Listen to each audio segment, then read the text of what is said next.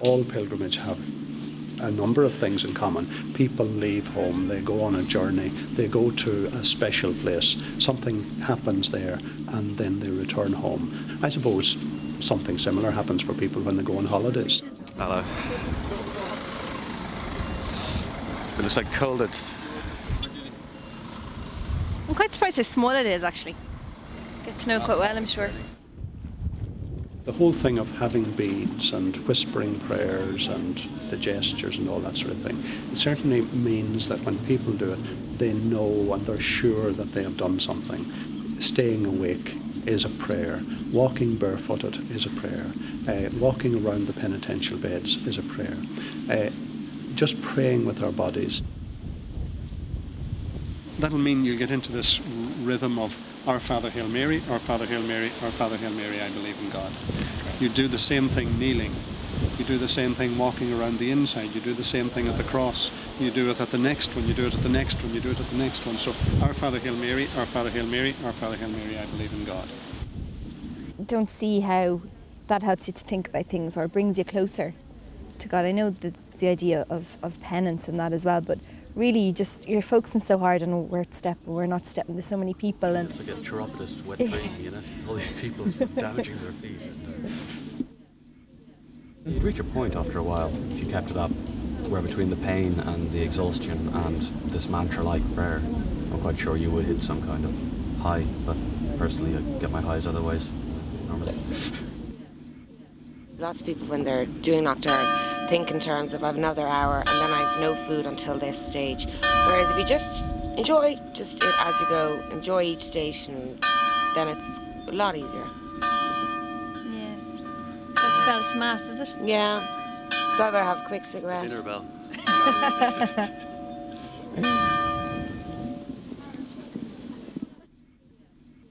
Look at your man, he looks like from YouTube or something. Can you imagine he has nothing else with him? His first rock video, he has nothing else. Nothing else, no other clothes. I have a pretty cool rave top of what I'm wearing. Biscuits aren't great. I know how you said they were lovely. They're very dry and tasteless, aren't they? Sometimes they're fatter and they're nicer. I'd forgotten how much I really liked the smell of incense at Mass. The rest of it was just a load of bollocks. I'll go for burnt one this time. Right. You would just die detoxing here. Watch me.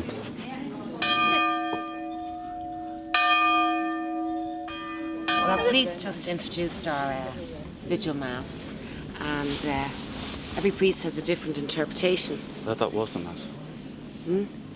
Well, that's the introduction, kind of. Yeah. That's the introduction. Yeah, with all the prayers coming out. I've done it before a few times, not too bad. Yeah. How many times before have you done? Yeah. This is 17, I think. 17. That's a pretty good record. So we're here at Tenerife. Oh, no. We've just been praying all night, just walking around the church doing those stations, and Olaf is gone off to bed. He's sneaked into where the camera crew were staying, and he just couldn't take it. He was bored and he was tired, knackered. Everyone is tired. People were just, especially in the last station, there was 4 stations in all, and people were just sitting down, and you could see them. Everyone was making great efforts to stay awake, and a few people that were going around were tapping other people on the shoulder to wake them up, because I suppose people did want to stay awake. What people were doing, they were drinking this lough derg soup, right? There's a hot water tap in one of the rooms there, and they were getting hot water and putting salt and pepper into it and drinking it. Now I had a taste of it, and it's vile. Right now that the island's at its best, and the bells ring and it's really quiet and there's no one around, I think it's times like this that you get more from it all, I think, you know. Bless me, Father, for I've sinned. I slept for an hour and a half. Where did you go to sleep? Well, you see, what happened was I had a sore ear, and I went to the matron, and she gave me cotton wool. And then I went back to her because I wanted some olive oil for my cotton wool.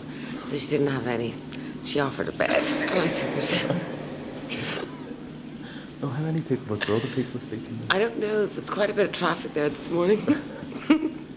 It's 20 to 10 and everyone's just come out of confession, or the sacrament of reconciliation as they call it, and people are just finishing off. You've one more station to do before the day is out, so everyone's just finishing that off now, but I'm not going to do it because it is, as you can see, it's lashing rain and it's freezing cold and those stones are very slippery now. Actually, one little interesting thing about those beds is that they actually used to be the huts, stone huts, where the monks lived. So you can imagine waking up in that little hut every morning. Religion is the opium of the people, as they say, and the church, particularly last night, was just peddling all sorts of easy answers. You know, this guy was telling us kind of, oh, whatever problems you have in your life, you know, give them to God, and God will take care of them. I was going, great, you're going to pay my phone bill, you know. It's going to sort out my love life. Excellent, you know. Like, you don't need to think about it. God will take care of it. And all he asks in return is that, you know, you walk around this shagging church 50 million times in your bare feet. I did it 9 days in a row. 9 days like this now. Just could stay in Petticoat overnight. You had 9 straight days? Yeah, I went over and stayed in Petticoat. Took me holidays. Stayed in Petticoat for 3 days.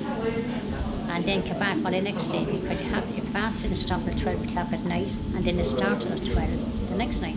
You just did it straight? 9 days. And locked out me 1 day. Did you have any mad visions at the end of it? No, I got nothing.